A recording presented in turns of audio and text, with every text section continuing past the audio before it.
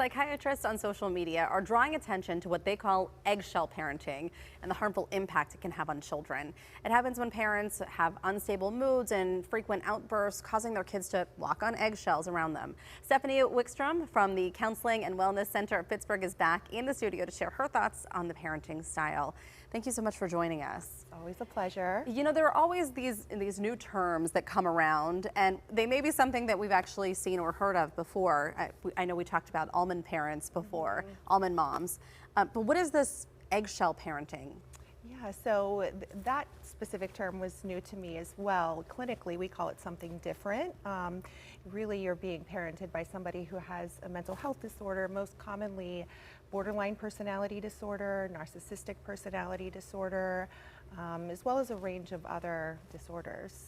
So, and clinically, would you call it just having a parent with those disorders, or is there a term for it? So it would be that disorder, but sometimes people can exhibit those traits without actually having the disorder, so there's such a range.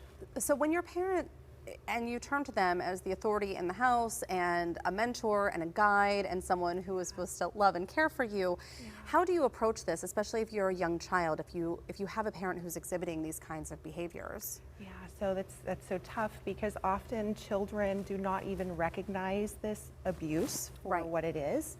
You know, the children, they're such collateral in this, and they're often still loving and needing their parent.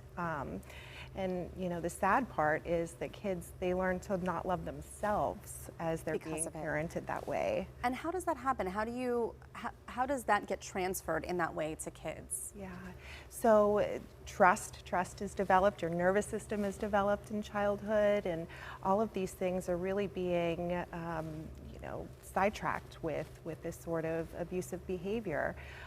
It really results in a lot of long-term issues as well as, you know, anxiety, depression, adjustment disorders in childhood. You know, it's really interesting because as much focus and attention that we give to mental health and taking care of our mental health, there are ramifications if you don't. And this is a very clear-cut example of it, because if you're not taking care of it, it has lasting impacts on children. Yeah. Can we talk about some of the examples of eggshell parenting? Absolutely. So, you know, an eggshell parent, they do many things differently. For example, maybe they're rushing out the door with their young child and trying to be on time.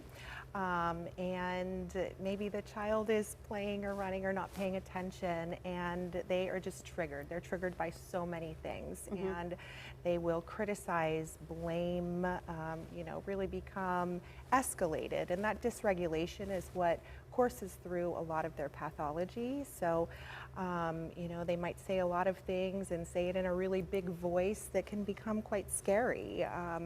And another difference with an eggshell parent, they're not going to recognize that behavior as wrong later. They're not going to apologize. And in fact, if somebody calls them out, they're going to say, oh, you know, minimize it, dismiss that was nothing. it. Yeah, exactly. Right. And there's a difference, because I know that so many of us, you gave the example of running out the door, Mary was even talking about that before, so many of us, when we're under stress or we're under these time constraints, we can yell, we can, and carry the guilt later of doing so. But what is the difference between occasionally snapping or yelling and eggshell parenting? Like, where's the difference lie there? So there are probably so many well-intentioned parents right now who are not eggshell parents wondering, I hope this isn't me, and it probably isn't if you're asking yourself that. So classically, there's really one big thing that eggshell parents will never do, and that's the apology, It's the apology part of it, okay. And I'd love to share like a good example of how to repair if you do make a mistake, raise your voice, you know. So you're really going to tune in when you're in a calm state and say, you know, I'm so sorry for the way that I handled that. That must have been scary for you. You know, I'm going to do a better job of calming myself in the future. And I love you so much, offering that reassurance and emotional attunement to your child. That they were feeling something in that moment too, and that you had made the mistake and owning up for it. Absolutely. Oh, thank goodness you said that. Because I've been there, and you know, you're laying in bed at night and you're thinking, oh my gosh, why did I yell at them, and why is this all, and they're asleep now and I can't say sorry. So, and I've always made the point the next morning to have that conversation, not maybe maybe as eloquently as you did, but I'll take note for next time. If you are recognizing, although you may not be, if you're watching, how do you stop this? I mean, to me, it sounds like if there are other underlying issues, it's really seeking therapy and health. Right, yeah. So it really starts with the self, right? So the parent, in order to parent effectively, they need to start with self-compassion, self-love, and regulating their emotions.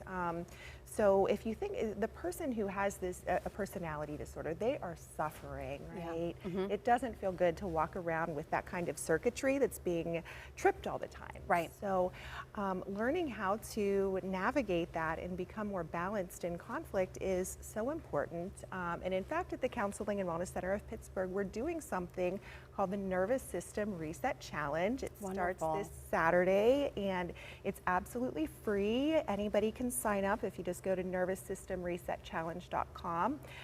We will send you 21 exercises every day, or 21, one per day for 21 days.